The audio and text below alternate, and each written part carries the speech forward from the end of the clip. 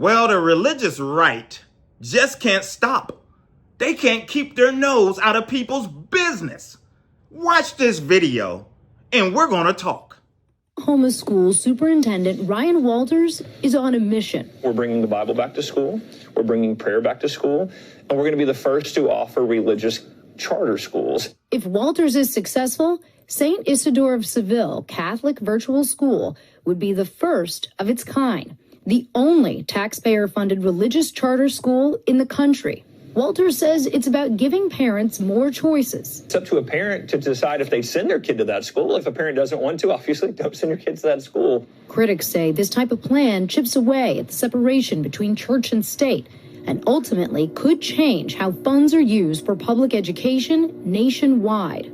Oklahoma's Attorney General Gentner Drummond, a Republican, sued to block the school's approval, pointing to Oklahoma law, which, like dozens of other states, requires charter schools to remain secular. Oklahomans do not want to fund religious schools. They don't want the state to get in the business of funding one religion, because if we fund one, then we have to fund all.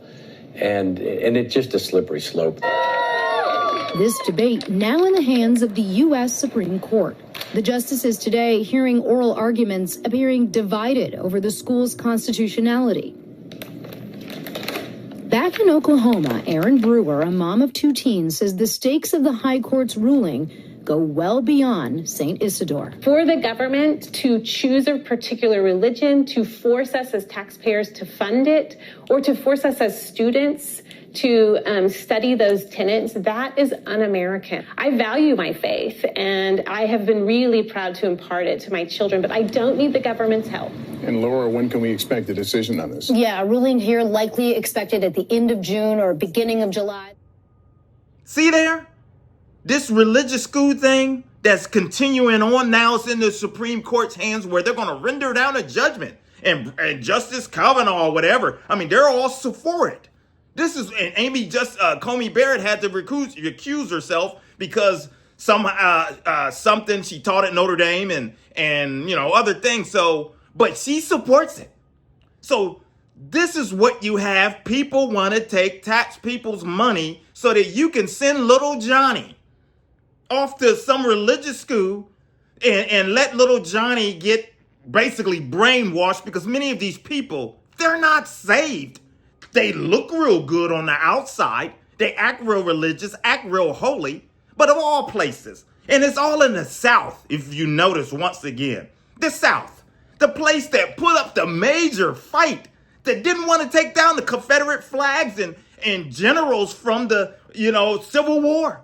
I mean, just recently, it took all hell break loose for the Confederate flag to come down in South Carolina.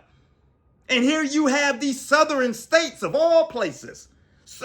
They argue and still want their generals and monuments of things to remind us of our devastating past still in place, and want you to look at it on a daily basis, but then try to tell you how to pray. Want you to look at the 10 Commandments every day and tell people how to live religiously. And instead, not understanding that the law of God is written on our hearts. And you can see Jeremiah 31:33 for that, Hebrews 8 verse 10, and Romans chapter 2 verse 15. So the laws are written on our heart. We know that transformation takes place from here, from within. I don't care how many times you read something. It's, if any man, boy, girl, woman is in Christ, they are a new creation. Old things are passed away. All things become new. There's no transformation unless the Lord has come into your life and has transformed you through the sanctification process that only takes place when your parents, when you have made the commitment to give your life over to him and sacrifice the sacrifices that he made for us. But we have parents, we have elders, we have people in the community that can do the teaching. And the problem is that churches has failed teaching on all levels. So now the evangelicals, the religious right want to look towards the government to take the place of the teachings of Jesus Christ. Put some teacher that, he's just, learned from this studying things and may not have the Spirit of God in him, and is going to tell your kid how to pray, tell you what this or that. That's not how it's supposed to go. It's separation of church and state, and that's how it should stay. And I hope that the Supreme Court does the right thing.